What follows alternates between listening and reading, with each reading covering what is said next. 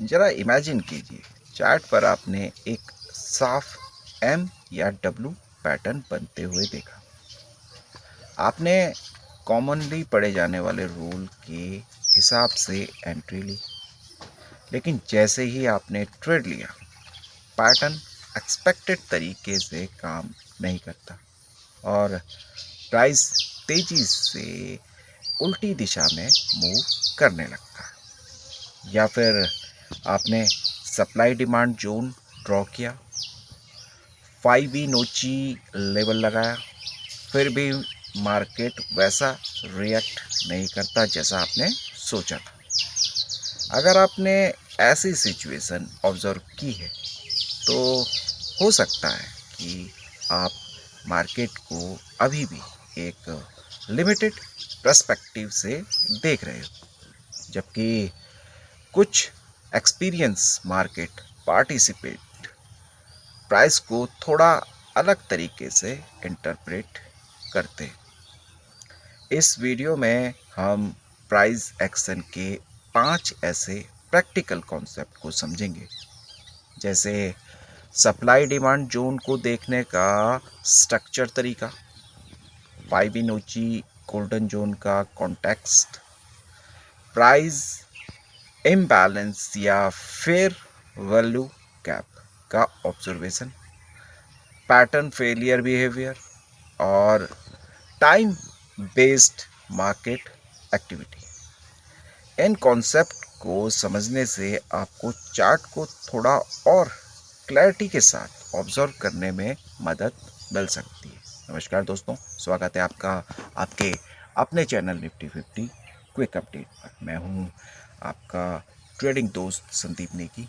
यहाँ हम मार्केट को आसान भाषा में समझने की कोशिश करते हैं ताकि ट्रेडर नया हो या प्रोफेशनल कॉन्सेप्ट को बेहतर तरीके से समझ सके और अपने एनालिसिस को स्ट्रक्चर बना सके। यहाँ डिस्कस किए गए सभी स्ट्रैटेजी या जो लेवल्स हैं प्योरली एजुकेशन कॉन्टेक्स्ट में होते हैं। यहाँ किसी भी प्रकार की बाय सेल रिकमेंडेशन नहीं दी जाती है। शुरू करने से पहले एक ज़रूरी बात, ये वीडियो केवल एजुकेशन पर्पस के लिए है। मैं सेबी रजिस्टर्ड एडवाइज़र नहीं हूँ।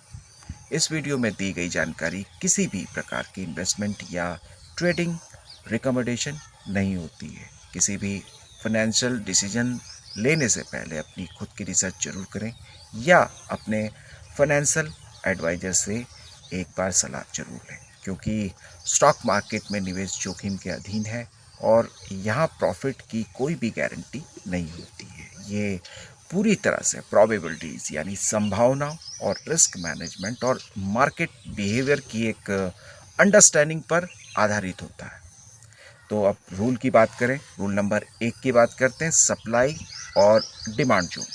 कई ट्रेडर्स सिर्फ चार्ट पर सपोर्ट रेजिस्टेंस लाइन ड्रॉ करते हैं, लेकिन कुछ एक्सपीरियंस पार्टिसिपेंट्स उस जगह पर फोकस करते हैं जहां से प्राइस में अचानक स्ट्रॉन्ग मूव शुरू हुआ हो। ठीक है दोस्तों, इन्हीं एरिया को कई लोग सप्लाई या डिमांड जोन के रूप में आइडेंटिफाई करते हैं। इसे कुछ ट्रेडर इस तरह से इंटरप्रेट करते हैं कि उस जोन के आसपास स्ट्रॉन्ग पार्टिसिपेशन रहा हो सकता है।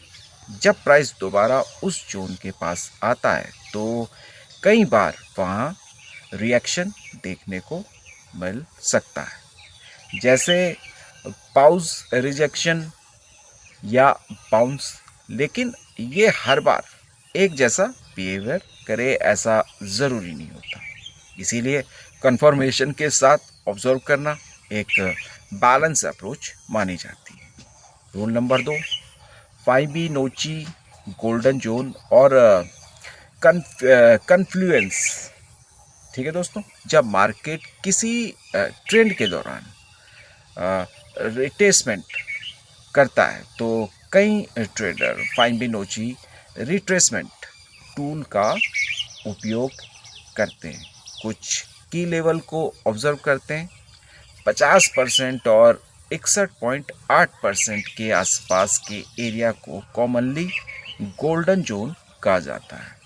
प्रो लेवल पर इसे अकेले इस्तेमाल करने के बजाय कई ट्रेडर ये कन्फ्लुएंस ढूंढते हैं, यानी अगर ये गोल्डन जोन किसी मजबूत डिमांड जोन के साथ मिल जाए तो वो ऑब्जर्वेशन और भी स्ट्रॉन्ग माना जा सकता है, लेकिन ये एक क्या कहते हैं कि फिक्स रूल नहीं है, बल्कि एक ऑब्जर्वेशन है जिसे कॉन्टेक्स्ट के साथ समझना ज़रूरी होता है।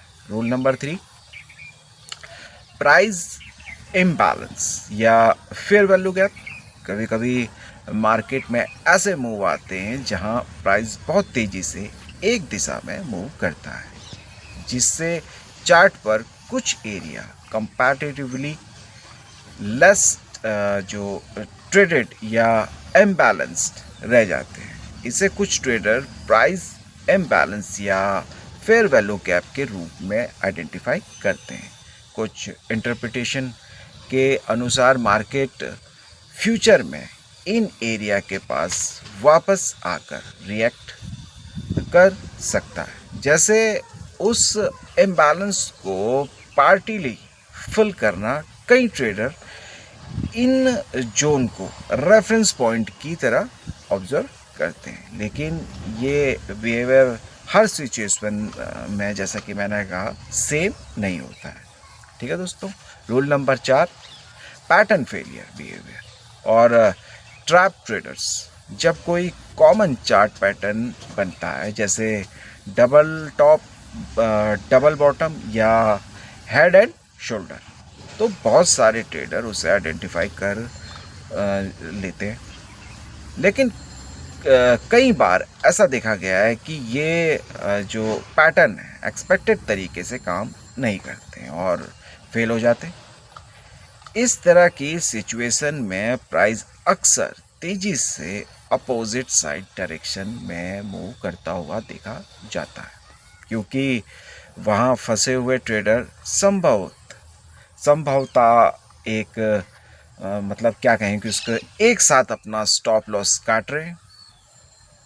कुछ स्मार्ट ट्रेडर पैटर्न के सक्सेसफुल होने के बजाय उसके फेलियर बिहेवियर को ऑब्जर्व करते हैं, ताकि मार्केट रिएक्शन को बेहतर तरीके से समझा जा सके। अब rule number 5, time based market behaviour. Market हर समय एक जैसा बिहेव नहीं करता।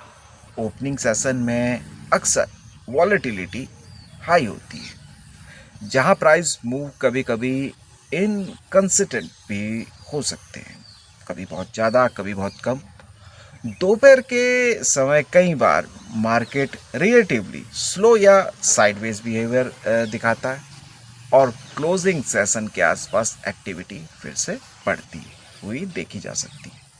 इसीलिए प्राइस एक्शन को ऑब्जर्व करते समय मार्केट टाइमिंग को भी ध्यान में रखना एक प्रैक्टिकल अप्रोच माना जाता है। रिस्क मैनेजमेंट रिमाइंडर हमेशा ध्यान में रखना ज़रूरी है।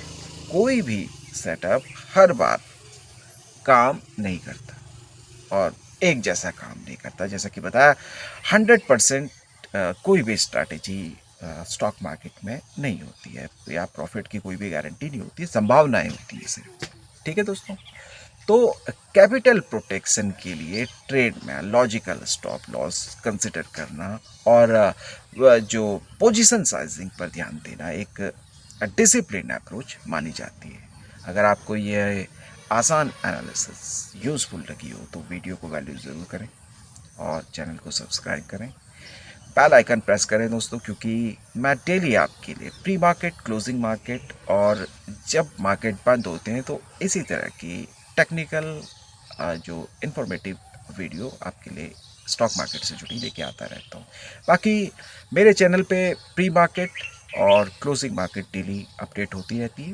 इसके अलावा आपको स्टॉक मार्केट से जुड़ी कोई और भी ज़रूरी अपडेट होती हैं तो वो मेरे चैनल पे मिल जाती है। तो मिलते हैं अगली वीडियो में, तब तक के लिए धन्यवाद। जय